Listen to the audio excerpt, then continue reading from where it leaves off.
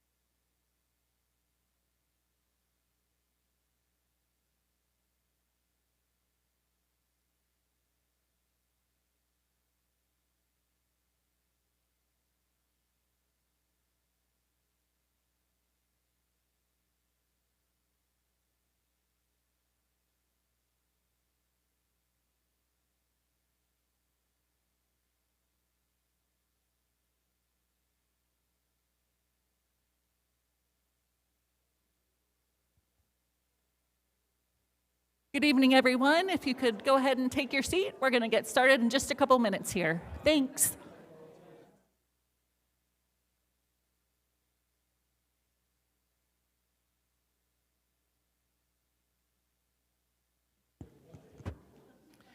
Good evening and welcome. I am Sukrit Goswami, Director of San Antonio Public Library. It is truly an honor to welcome you all to What Did Americans Know? The Holocaust and the Road to Nuremberg, presented by Dr. Isaac Amon. Dr. Amon, thank you for joining us this evening. To kick things off, I would like to recognize a few individuals who are joining us for today's program. First and foremost, I would like to recognize our former library director, Ramiro Salazar.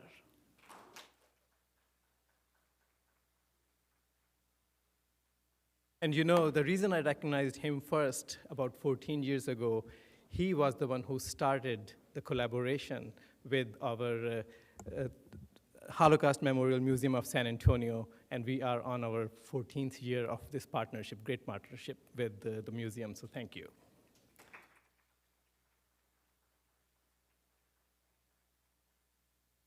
Among us, we also have our Secretary of Library Board of Trustees, Judy Cruz.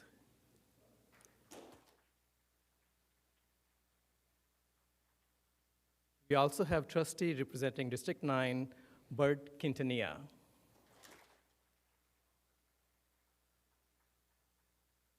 And we also have a library supporter, Howie Nestel, among us.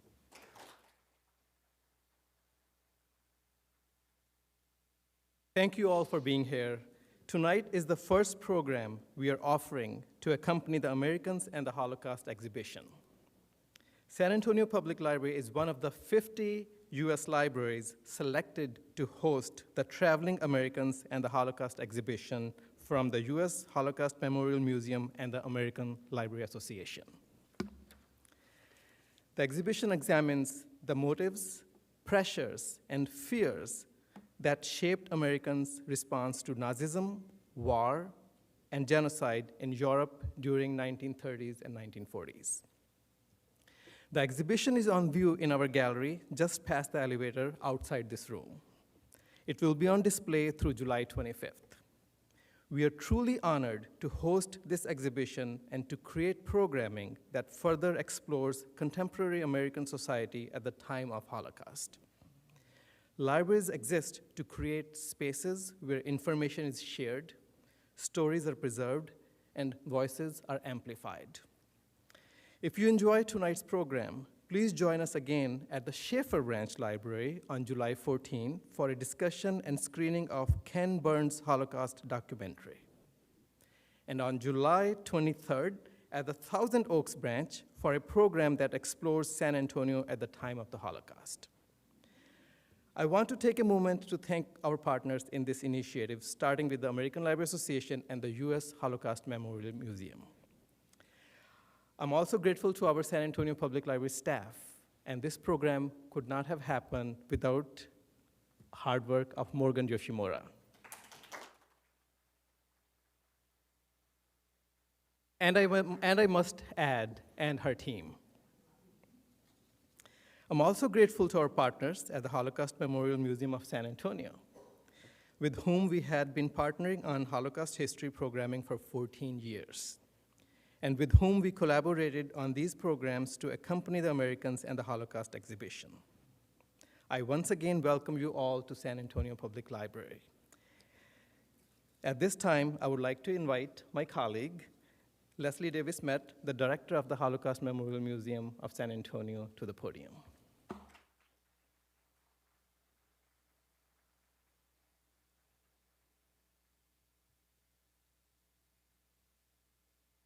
Thank you all so much for being here this evening. If you know me or have heard me speak before, I don't like doing this, but in researching this topic specifically, and as our staff was talking about it, there are some values and some things that I really want to share with you before we get started. But before I do that, I would like to also take the opportunity to say a few thank yous, if you'll give me 30 seconds.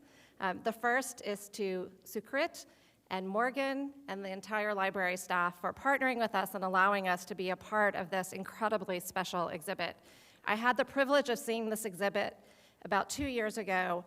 My child went to school in Chattanooga, Tennessee, and I happened to drive by the library, and there was a huge banner hanging on it, and it said Americans in the Holocaust, and I can't turn down an opportunity to learn more about the Holocaust and what we do, and so I went in to take a peek, and a little while later I came back, and Morgan and I were planning another program, and I said, there's this amazing exhibit, and she goes, wait, we just applied for it. So we have been looking forward to this for quite some time, and we are thrilled to be a part of it. When you think about the Holocaust, you don't really think about the fact that there were things going on outside of Europe. You think about the Germans and the invasion of Poland and how it spread throughout Europe, and you think about the concentration camps, and you think about the ghettos, and our family members and our loved ones and the innocent citizens living throughout that area. But there was a lot going on around the world, and so having this opportunity to have Americans in the Holocaust here really sheds a new light. It gives us a new perspective and an educational opportunity. So as you have an opportunity to check out the exhibit this evening or to be able to come back and look at it, there are some things that you really need to think about. One is, what does it mean to be a good citizen? What did it mean to our American communities, our government, our democratic values when these things were going on? What was going on in our country? How did these things happen? So we need to think about what are our responsibilities of being a good citizen. What is the importance of protecting our democratic values? Why do we hold those so dear? What does it mean to us? And how was it that a Nazi party was democratically elected in Germany? How did that play out throughout the world? And it also reminds us of the choices made by ordinary people that matter, the upstanders, the ones that didn't sit by, they stood up, and they spoke up, and they spoke out to help others in their own way. That's who we are. That's who you are for being here, an upstander. And so as we listen to Isaac this evening, please take an opportunity to think about when you leave here, now that you know what you've learned this evening, what will you do with that information? How will you take it back out into your communities to become an upstander? And one final thank you before I leave. I'd also like to thank Craig Berkowitz, CEO of the Jewish Federation, and Richard Planto, who is our board chair of the museum, for joining us here this evening. They have been of tremendous support and help in assisting us grow and provide programs like these today. So at this point, I'd like to turn it over to my partner in crime, Morgan Yoshimura, who is going to introduce our speaker this evening.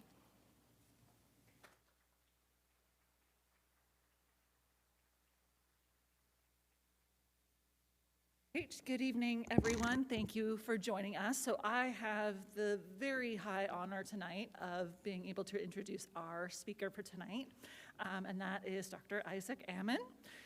Dr. Isaac Amon is a lawyer and a legal historian who is also a lecturer in law at the Washington University School of Law in St. Louis. He has spoken to universities, synagogues, organizations, and faith-based communities across the United States, Europe, Israel, and Australia on criminal justice, legal history, anti-Semitism, including the Inquisition and the Holocaust. As a former ISIS war crimes investigator, legislative director at the Missouri Department of Corrections, and legal fellow at the International Criminal Tribunal for the former Yugoslavia in The Hague, he has been an invited speaker at the National Library of Israel, the Congregation Mikveh Israel in Savannah, Georgia, Temple Emmanuel in New York City, the University of Iowa in Iowa City, Iowa, and the Alpert Jewish Community Center in Long Beach, California, and the London Jewish Book Festival. In the summer of 2024, he was a scholar in residence at Oxford University through the Institute for the Study of Global Anti-Semitism and Policy. So obviously, Dr. Amon is a very distinguished speaker who has a lot of knowledge to share, and we're very excited to have him here tonight.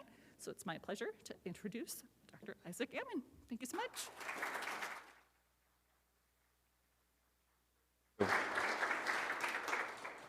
Well, thank you, Morgan, for that very kind introduction. And to our previous speakers as well, and good evening, friends, colleagues, distinguished guests, ladies and gentlemen. I, too, would like to acknowledge the United States Holocaust Memorial Museum and the American Library Association for producing and sharing this remarkable traveling exhibit. I'd like to thank the Holocaust Memorial Museum of San Antonio, the Jewish Federation of San Antonio, the University of Incarnate Word, and the San Antonio Public Library for bringing this exhibit to this city. And I am most grateful to Morgan Yoshimura and Robin Long for their assistance, professionalism, and hard work in organizing this opening event. And lastly, a special welcome to any children and grandchildren of survivors or liberators who are here with us tonight, and a warm greeting to everyone joining us in person and online from across the country and around the world. Next slide. It is, next slide, please. It is a privilege to be here in San Antonio, a story where history is never far away. Just 1 mile from where we sit tonight stands the Alamo, one of the most iconic sites in American history. And it was there in March 1836, surrounded by the Mexican army and facing overwhelming odds, that William Barrett Travis, commander of the besieged defenders, including Jim Bowie and Davy Crockett, issued his appeal to the people of Texas and all Americans in the world. Next slide. Among Travis's final words were these.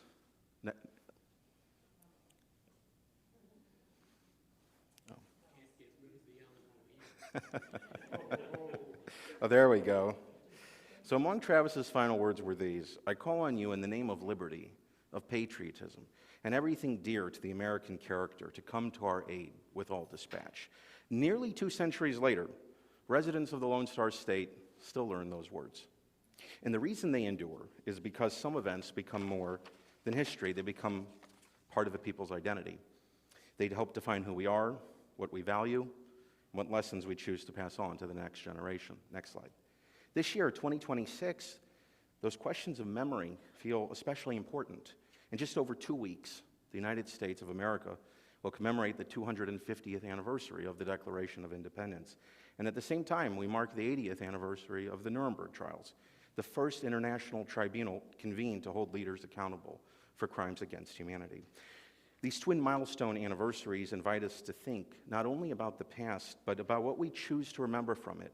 How do nations respond to injustice? How do societies remember suffering? What responsibilities do we inherit from those who came before us? Tonight, I would like to explore those questions through the lens of the Holocaust, and specifically, I want to examine what Americans knew, what Americans did, and how the liberation of the camps and the Nuremberg Trials irrevocably shaped our collective understanding of justice, memory, and moral responsibility. Next slide. And the timing of this conversation is particularly important. For those of you who may not know, there are a number of factors going on today. Anti-Semitism is on the rise, reaching levels not seen since the Holocaust ended 8 decades ago. And we're simultaneously witnessing the passing of the generation that experienced these events firsthand. Of the 16.4 million Americans who served in the United States Armed Forces during World War II, less than 0.5%, or only 45,000 or so, are estimated to still be alive.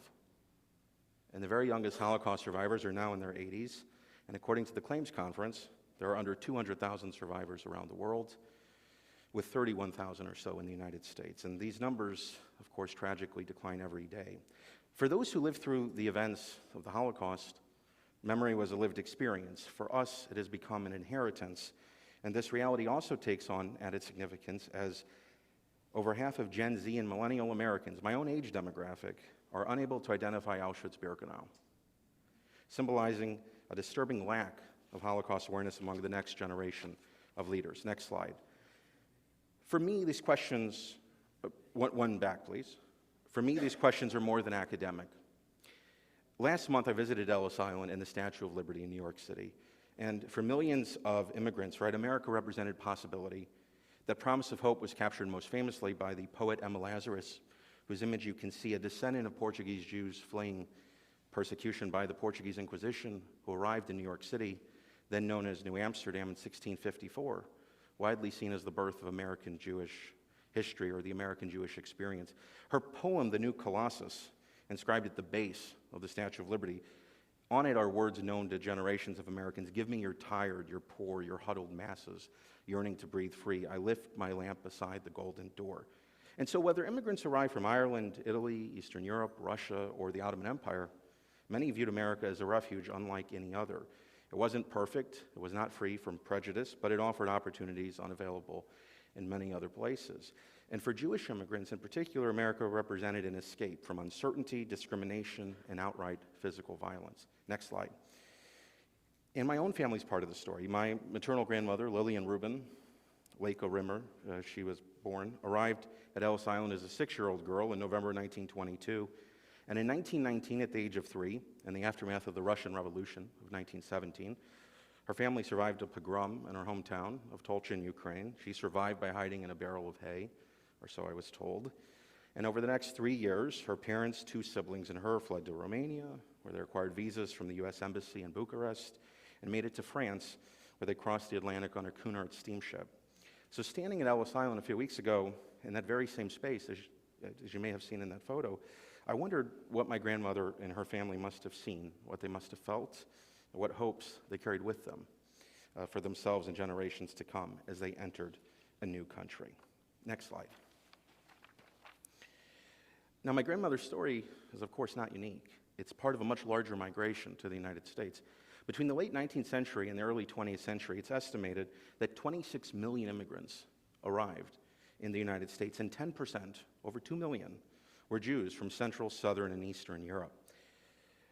It's all too easy to lose sight of individual human beings, right, behind these numbers. But we have to remember each carried a story, memories, and hopes for a future that did not yet exist. Next slide. And in talking about the story of immigration to the United States, particularly in the lead up to the Holocaust, right, it's not only a story of open doors. By the 1920s, many Americans had concerns about the scale of immigration, economic anxieties, beliefs in eugenics, rising nationalism, fear of communism. These all fueled calls for greater restrictions, especially in the aftermath of the devastation of World War I. And questions that sound familiar today were debated a century ago. Who should be allowed to enter? How many immigrants should America accept? And what obligations, if any, did the nation owe to those seeking refuge? Next slide. And these debates culminated in one of the most consequential laws in American history, the Johnson-Reed Act, better known as the Immigration Act of 1924. This law established strict national origin quotas designed to drastically reduce immigration from Southern and Eastern Europe. And the effects were immediate. And so for millions of people who had hoped to come to the United States, the door that had once seemed open became virtually closed. For Jewish families in Europe, consequences would prove profound. These immigration restrictions would remain largely in place during the very years when European Jews would become most desperate to escape. And so before the Holocaust, before Auschwitz, before World War II, America was already deeply connected to the story of European Jewry. And that connection helps us understand, I believe, why the unfolding crisis in Europe resonated so deeply within the United States, beginning with the Great Depression. Next slide. The Great Depression... Okay, sorry, there we go. It indelibly shaped American attitudes in the 1930s. Yeah. As banks failed, businesses collapsed, and unemployment soared, millions of Americans struggled to provide for their own families, and so when Jewish families in Europe and others frantically sought places of refuge, including in this country, many Americans were grappling with their own insecurity, and the result was a political climate in which calls for generosity collided with fears about jobs, resources, and national priorities. Next slide. In January 1933, Adolf Hitler, leader of the National Socialist or Nazi Party, was appointed Chancellor of Germany by President Paul von Hindenburg. Now, as early as 1922, Hitler is quoted as having said that if he ever assumed power, quote, his first and foremost task would be the annihilation of the Jews. Nonetheless, many people believed his anti-Semitism would moderate once he entered power. Others assumed Germany's democratic institutions would constrain him. They were wrong. Within months, political opponents were arrested, civil liberties were curtailed, and Germany's Jews were excluded from public life. At the core of Nazi ideology, as we know, was a virulent anti-Semitism or Jew hatred, in which Jews and Judaism were framed as an existential, almost a metaphysical threat to the Nazi worldview. Next slide. And this violent and unparalleled assault on the millennia-old Jewish presence in Europe became known as the Holocaust, defined as the systematic, state-sponsored persecution and murder of European Jewry by Nazi Germany and its collaborators from 1933 to 1945. In total, 6 million Jewish men, women, and children, 1.5 million children alone, were murdered, 2/3 of all Jews in Europe, 1/3 of all Jews on the planet. Millions of others were oppressed and murdered as well, but all Jews were targeted for annihilation, despite their age, location, previous contributions to society, or even future utility. As the late Elie Wiesel, famed survivor, author, and 1986 Nobel Peace Prize laureate, put it, not all victims were Jews, but every Jew was a victim. Next slide. And so the 12 years of the Third Reich, 1933 to 1945, they can be broken into 2 6-year periods. The first, from 1933 to 39, are called the years of persecution. Within a few months of the Nazi rise to power, again, Jews were targeted, Jewish lawyers were disbarred, Jewish civil servants were dismissed from their positions. The Nuremberg laws of 1935 stripped Jews of citizenship, prohibited marriage between Jews and non-Jews, defined Jews along racial lines, declaring anyone with 3 or 4 Jewish grandparents to be Jewish, regardless of their own religious affiliation or belief. Next slide. The events on November 9th and 10th, 1938, marked a decisive turning point. During what became known as Kristallnacht, the night of broken glass, synagogues were burned, Jewish businesses were destroyed, cemeteries were desecrated, at least 91 Jews were killed, and around 30,000 Jewish men were arrested and sent to concentration camps. The violence was not spontaneous. It was organized and encouraged by the Nazi regime. Kristallnacht represented the moment when persecution became unmistakably public. The destruction unfolded in plain sight, as you can see in the photos, and newspapers around. On January 30th, 1939, speaking before the Reichstag less than 3 months after Kristallnacht, Hitler proclaimed what later became known as his infamous prophecy. He declared that if another world war came, quote, the result would be the annihilation of the Jewish race in Europe. Next slide. On September 1st, 1939, Germany invaded Poland. 2 days later, Britain and France declared war on Germany. World War II, the greatest conflagration in human history, had begun and would last 6 years to September 1945. An estimated 70 million people would be killed. The war transformed everything. Borders disappeared. Populations came under Nazi control. Millions of people found themselves trapped. It created conditions that made mass murder possible. Next slide. The first 6-year period of the Nazi regime was years of persecution, 1933 to 1939. So the second 6 years, 1939 to 1945, the years of extermination. As you can see, they are completely identical or coterminous with World War II. And following the Nazi invasion of Poland, right, Jews were forced into ghettos, tens to hundreds of thousands died from malnourishment, disease, and famine. Following the invasion of the Soviet Union in June 1941, Nazi killings openly expanded. And in January 1942, 15 Nazi officials from relevant departments met in a lakeside villa outside Berlin and discussed logistical, technical, and financial aspects of the final solution to the Jewish question, the euphemism for the destruction of European Jewry. The Wannsee Conference lasted only 90 minutes, an hour and a half. Next slide. Now, this is a difficult image to see, but it's important because when many people think about the Holocaust, they think of concentration and death camps, above all Auschwitz. But before Auschwitz became the largest killing center, up to 1.5 million Jews were murdered in fields, forests, and ravines across Eastern Europe in the Holocaust by bullets. These killings were carried out by mobile SS units known as Einsatzgruppen. Their victims, of course, were entire families and communities who were marched to pits, made to undress, and shot. Next slide. The most monstrous or abominable example, perhaps, occurred at Babi Yar, near Kiev, Ukraine, in September 1941. Over just 2 days, nearly 34,000 Jews were murdered. No gas chambers, no deportation trains, just mass murder carried out in public. Babi Yar reminds us that the Holocaust was not only a story of camps, it was a story of mass graves across Eastern Europe, and it showed how quickly genocide could unfold once the regime committed itself to extermination. Next slide. But above all, no site has become more closely associated with the Holocaust than Auschwitz-Birkenau, the largest single site of genocide in human history, More than 1 million Jews were murdered there, including over 400,000 from Hungary. As you can see on the map, right, victims arrived from virtually every corner of the continent of Europe, ranging from Norway to Greece, from France to the Soviet Union. All train tracks effectively led to Auschwitz-Birkenau, where an estimated 75 to 80% of all arrivals were murdered in the gas chambers. And so today Auschwitz has become a symbol, perhaps the symbol, not only of the Holocaust, but of humanity's capacity for both cruelty and remembrance. I visited Auschwitz twice, once in 2015 and again last year. No photograph, no documentary can fully convey what it means to stand there. But importantly, the barracks, the barbed wire, the ruins, they remain. And our obligation to remember those who perished endures. Next slide.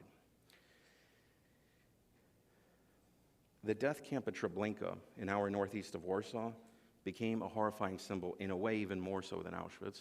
Why? Because this is a symbol of oblivion. In less than 18 months, up to 900,000 Jews were murdered there, and only 70 survived. After a revolt in August 1943, the Nazis destroyed the camp, bulldozed the structures, even planted trees to erase the evidence. They sought not only to eliminate people, but to erase the memory that these people ever existed. And for me personally, when I was there last summer, it was one of the most harrowing and emotional experiences of my life to recite the Kaddish and then to stand where the gas chambers were, to hear birds, to see butterflies moving through the grass. Almost impossible to reconcile with the sheer evil that had happened there. And today, it's a field of stones, right, memorial stones placed after the war. Over 200 of these stones bear names, not of people, but of entire communities. It's a geography of silence, a cemetery without bodies, and yet, in a way, the stones speak. They tell us that while Jewish life was physically annihilated in so many places, it lives on in our collective memory. Next slide. And the call of memory was answered even inside the Warsaw Ghetto, where historian Emanuel Ringelblum, whom you can see, in a small circle of Jewish scholars and residents, they formed what they called the Oneg Shabbat project, the joy of the Sabbath. And this is significant because at the end, they chronicled Jewish life under Nazi rule in real time, collecting diaries, documents, poetry, testimonies. Up to 30,000 pages they hid in milk cans and buried underneath the rubble. And only 3 members of the project actually survived, but most of the archive was remarkably recovered after the war. It's kept at the Jewish Historical Institute in Warsaw today, which I visited last summer. You can see one of the milk cans. So from Oneg Shabbat, memory itself was a moral act, not only a record of suffering, but an ultimate testament to dignity, resistance, and faith in the future. Next slide. And so all of this, ladies and gentlemen, brings us to the central question of tonight's program. What did Americans know? Because for many years, people assumed that news of the Holocaust was largely unknown or obscured during the war. But the answer is more complicated, as you'll see by going through the exhibit. Information existed, reports existed, warnings existed. Right? The real challenge is understanding how this information was received, interpreted, and acted upon. Next slide. Americans did not learn about events in Europe, of course, through social media, 24-hour news channels, or the internet. Information moved slowly, but they relied on newspapers, radio broadcasts, governmental reports, eyewitnesses, right? Religious organizations. Now, many reports seemed impossible to believe, but Americans were not isolated from what was happening overseas. Next slide. No newspaper was more influential than the New York Times. The Times reported on Nazi anti-Semitic policies, the Nuremberg laws, Kristallnacht, as you can see in the photo, and the reports of mass murder. The debate's not whether the reporting existed, it did. The debate concerns placement, prominence, and impact. These remain important questions. Next slide. One of the most important warnings came in August 1942 when Gerhard Riegner of the World Jewish Congress in Geneva sent a message, a telegram to the United States and United Kingdom reporting that Nazi Germany was implementing a plan to exterminate European Jewry. At the time, many people were skeptical, including those in the State Department, and so State Department officials delayed handing over the message to the intended recipient, Rabbi Stephen S. Wise. Wise only learned about it much later and eventually publicized it in a press conference in November of 1942, months after hundreds of thousands of Jews had already been gassed at Treblinka. Next slide. A month later, by December 1942, the evidence had become overwhelming. The Allied governments publicly condemned what they described as Hitler's plan to exterminate the Jewish people of Europe. This declaration appeared on the front page of the New York Times, albeit in relatively small print, but it was there. The fact is important but tragic because by the time the Declaration appeared, it's estimated that 80% of Holocaust victims had already been killed.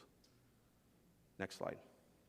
In October 1943, the United States, United Kingdom, and the Soviet Union issued the Moscow Declaration.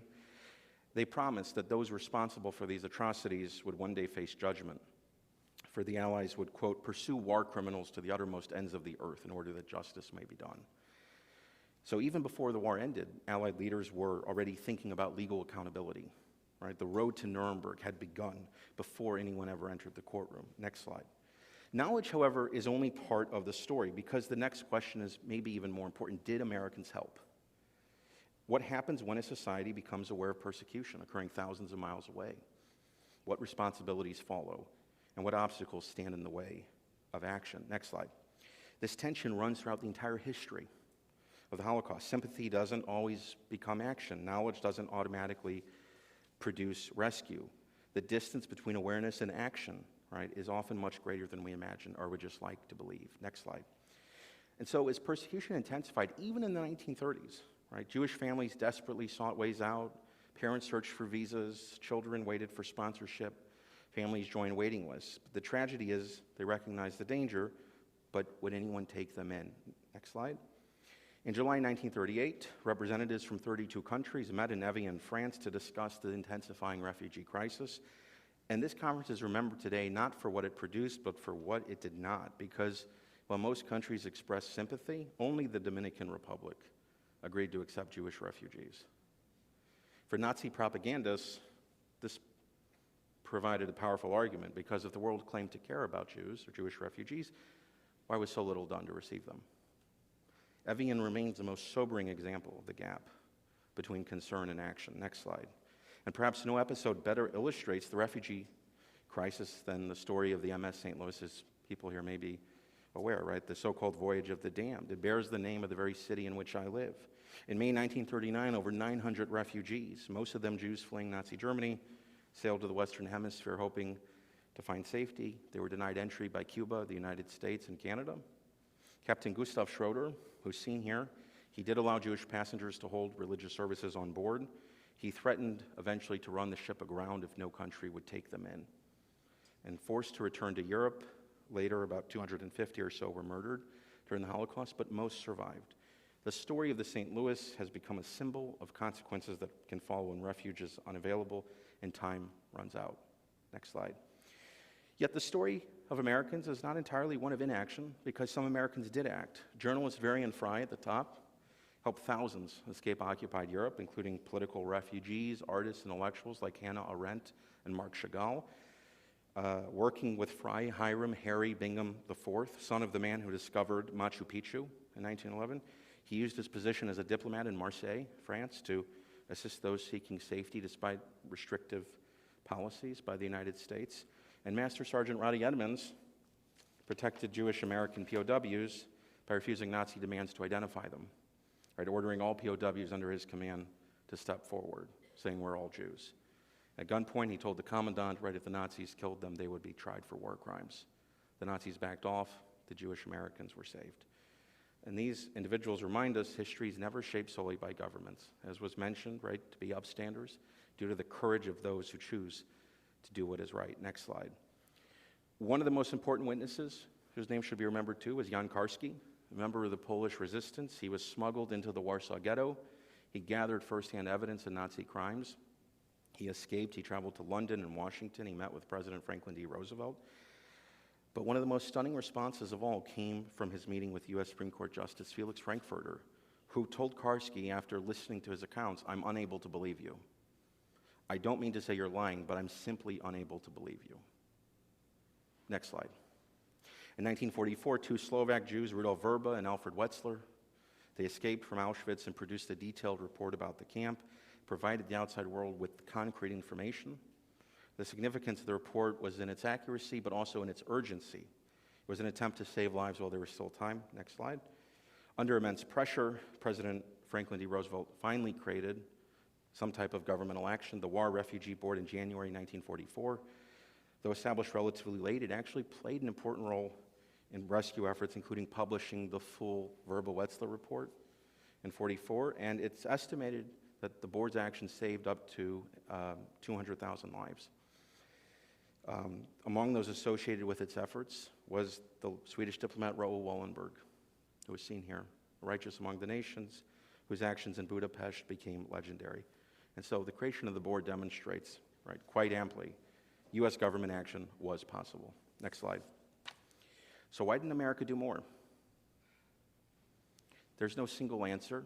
Instead, it was a combination of factors: political, economic, cultural, social. Next slide. Right. Isolationism is one. Many Americans were deeply influenced by the experience of World War I.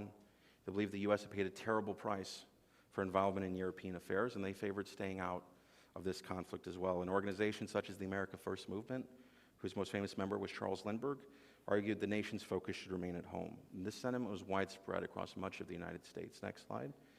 The other factor, of course, is anti-Semitism. It existed in the United States.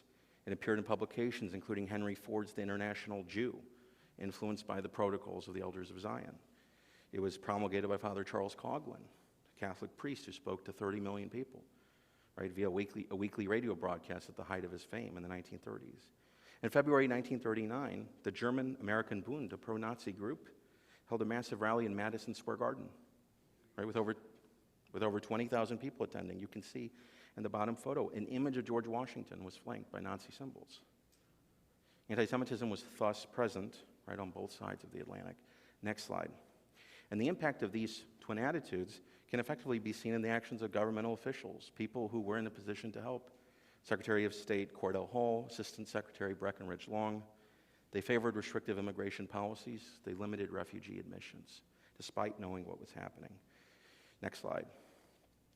So we know the United States didn't enter the war primarily to rescue the Jews of Europe, to stop the Holocaust. Why did Americans go to war? I suspect people know the answer to that, right? It's not the Holocaust itself, the broader history of World War II. For Americans, that began on December 7th, 1941. Next slide. The date which will live in infamy, the Japanese attack on Pearl Harbor, transformed the course of history.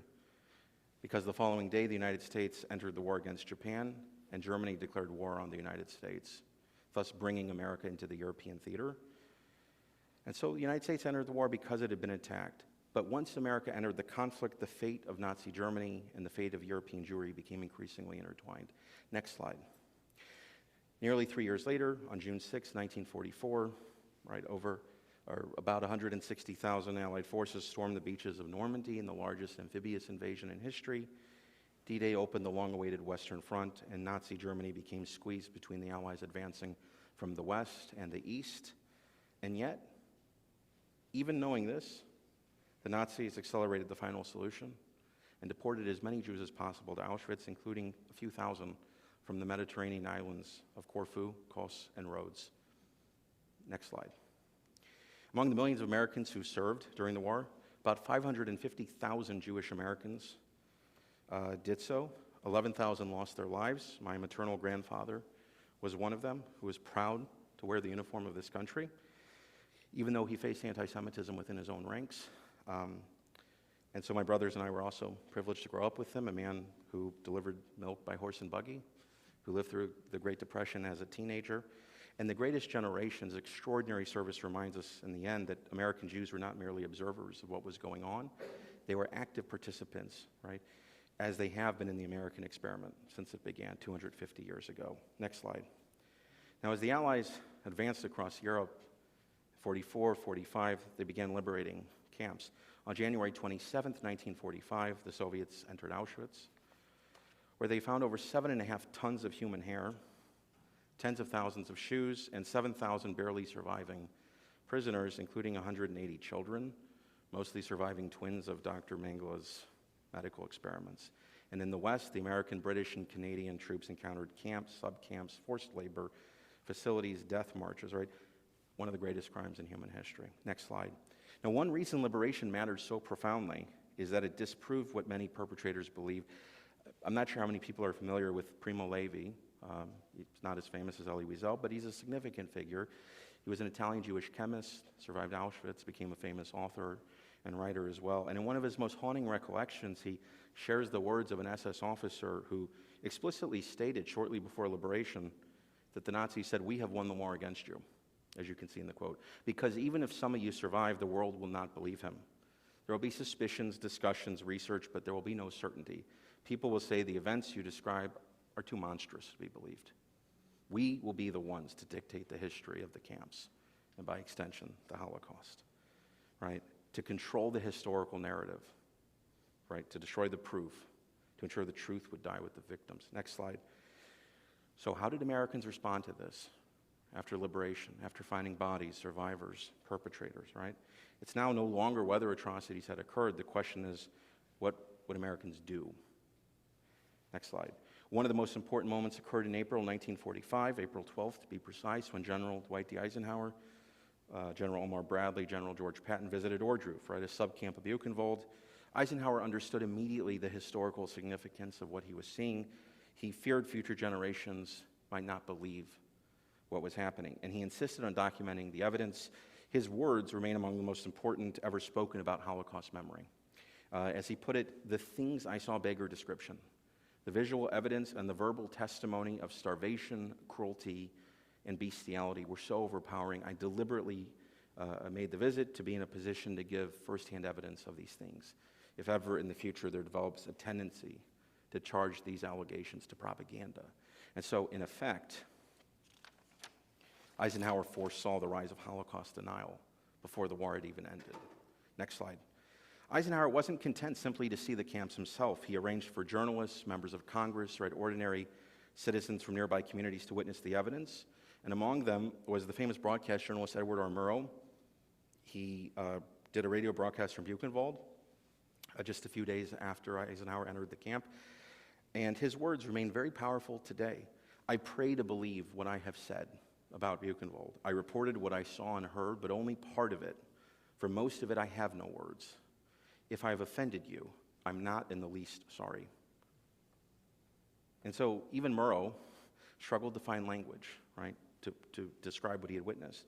But perhaps that struggle tells us something important, that some experiences resist description, yet they must still be attempted. We must still attempt to describe them. Next slide. For the residents of San Antonio, right, the story of liberation is not a distant story. It's part of this community's own legacy. The 90th Infantry Division, the tough hombres, associated with Fort Sam Houston, under command of General Herbert Ernest, liberated Flossenburg concentration camp on April 23rd, 1945, providing food, medical care, protection, and hope to those who remained alive. Next slide. And so liberation created a problem the world had never now confronted, right, on such a scale. How should the perpetrators be judged? How should the crimes be documented? How could justice be pursued? The answer would emerge in the city of Nuremberg. Next slide. So for the first time in history, leading figures of a state would be called before an international tribunal to answer for their crimes. The chief American prosecutor was Justice Robert Jackson of the United States Supreme Court, appointed by President Harry S. Truman of Missouri. Right, Jackson understood the trial would serve two purposes. First, to determine individual guilt, but second, and perhaps even more importantly, it would create a historical record of Nazi crimes. The world had witnessed atrocities before, but what was new here at Nuremberg was the effort to document them, prove them, and judge them through a court of law. Next slide. And it's important to remember the Nuremberg trials were not inevitable. The British favored summary executions, the Soviets wanted show trials. Leading American lawyers and judges even argued a trial would be too difficult or too risky, right? Why even give these defendants lawyers, right? Why permit them due process? And as Whitney Harris, one of Jackson's deputies, put it, the Allies were not attempting to imitate the Nazi regime, right? They were attempting to demonstrate the importance of the rule of law. And I bring up Whitney because he lived in St. Louis and died in 2010, age 97, as the last living prosecutor of Justice Jackson's original prosecution team. And before he died, he endowed the Whitney R. Harris World Law Institute at WashU Law School, where I teach law and Holocaust today. Next slide. The trial was held in the Palace of Justice in Nuremberg. Why? Location was symbolic. Nuremberg was one of the great ceremonial centers, right, of Nazi power. Massive Nazi party rallies were held there throughout the 1930s. The Nuremberg laws had stripped Jews of citizenship in 1935, and it would now be the place where the most senior surviving Nazis were called to account. Next slide. Now, under the indictment, the defendants faced 4 charges: conspiracy, crimes against peace or aggression, war crimes, and crimes against humanity. One point often surprises people: the crime of genocide was not charged at the International Military Tribunal because, while the term had been created by Raphael Lemkin in 1944, it did not become a separate crime under international law until later. Next slide. 22 major Nazi defendants sat in the dock, representing all different pillars of the regime, right? Government officials, military commanders, economic leaders, propagandists. The highest-ranking defendant was Hermann Goering, who is seen standing up here. And so, again, the Holocaust was not the work of just a handful of fanatics, right? There was complicity amongst institutions, bureaucracies, individuals operating across vast swaths of society. Next slide. On November 21st, 1945, coming back, sorry, did I? We'll listen. The chief prosecutor for the United States of America.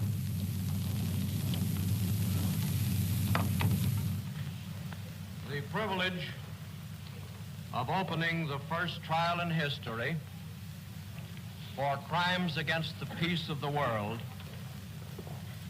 imposes a grave responsibility. The wrongs which we seek to condemn and punish have been so calculated, so malignant, and so devastating that civilization cannot tolerate their being ignored,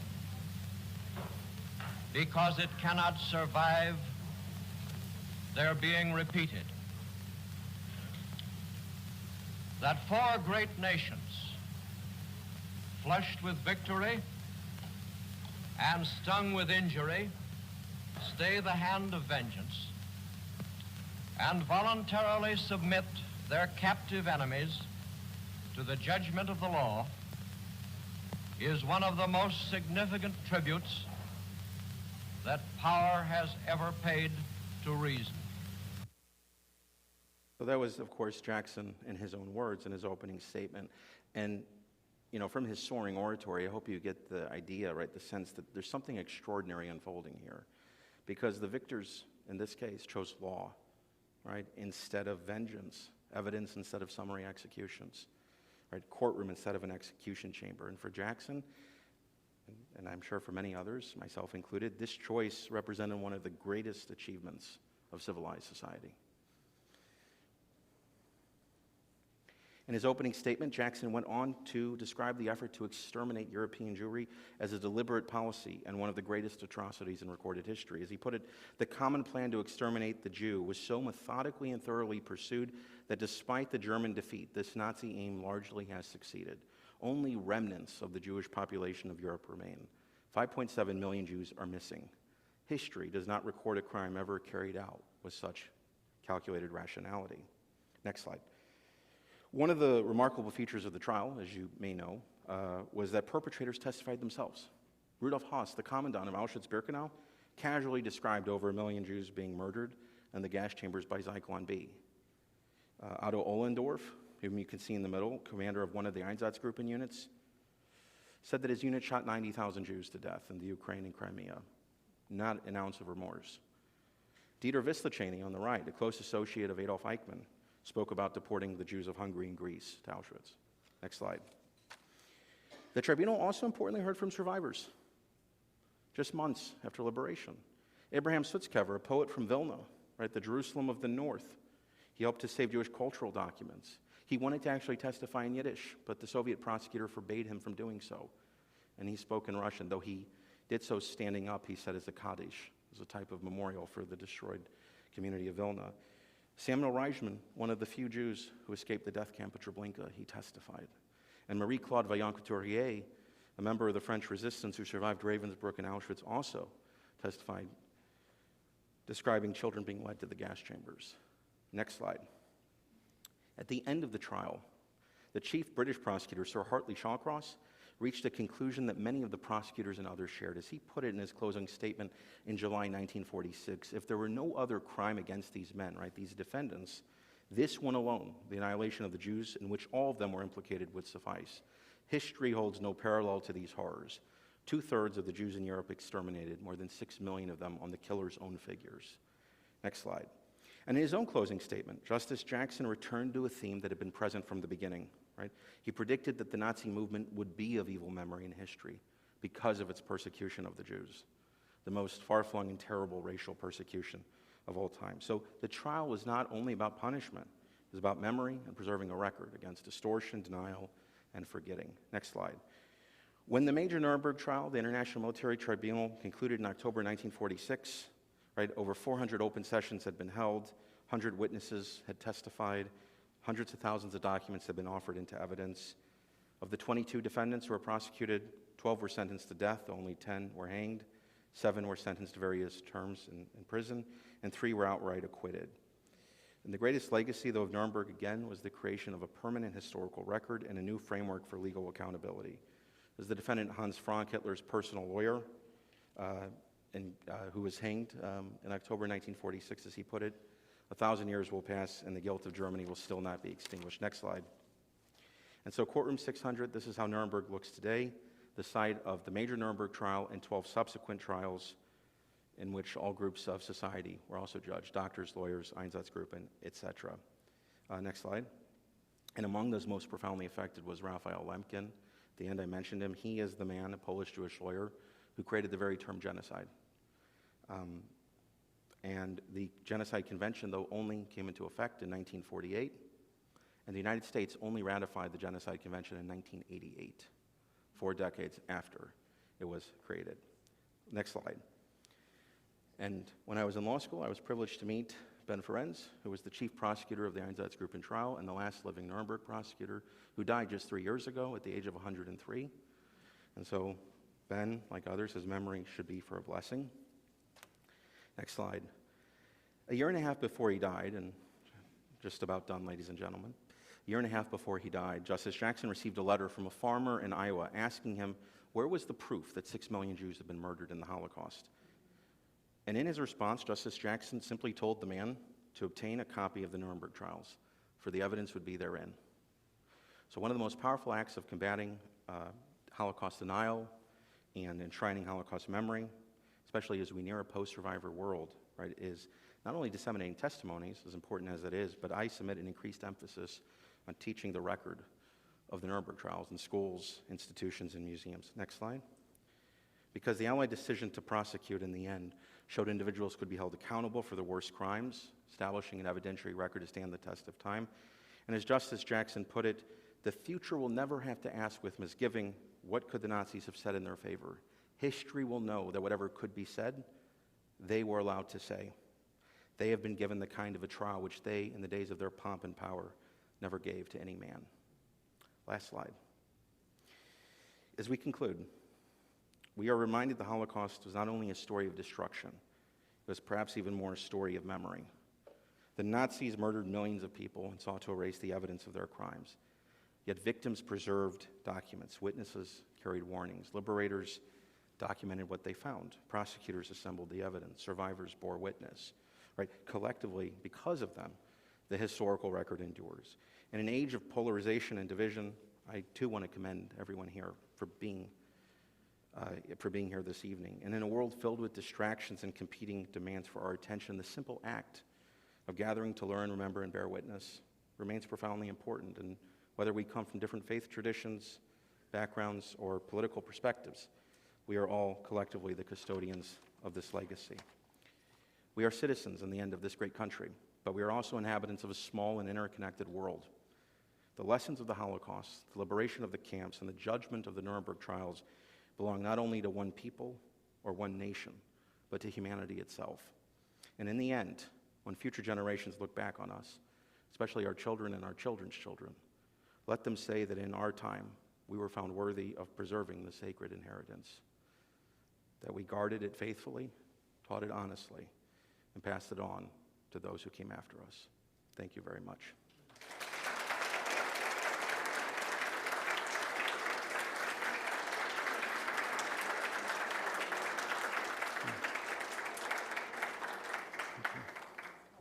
Okay, thank you.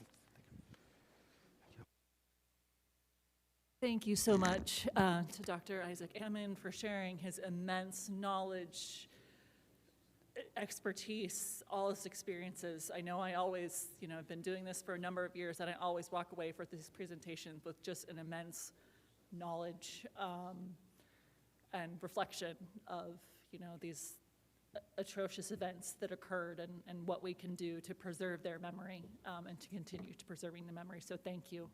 Thank you for being here tonight. Thank you to our partners at the Holocaust Memorial Museum. Thank you to all of you who have joined us. We are going to wrap up here tonight. If you would like to see the exhibit yet tonight, if you wanted to look at it a little bit more yet tonight before you leave, that's totally fine. I think we're going to keep it open maybe until like 8:15, 8:30. It's here until the 25th. And that will be it for tonight. So thank you so much for joining us. Have a great evening and safe travels. Thank you.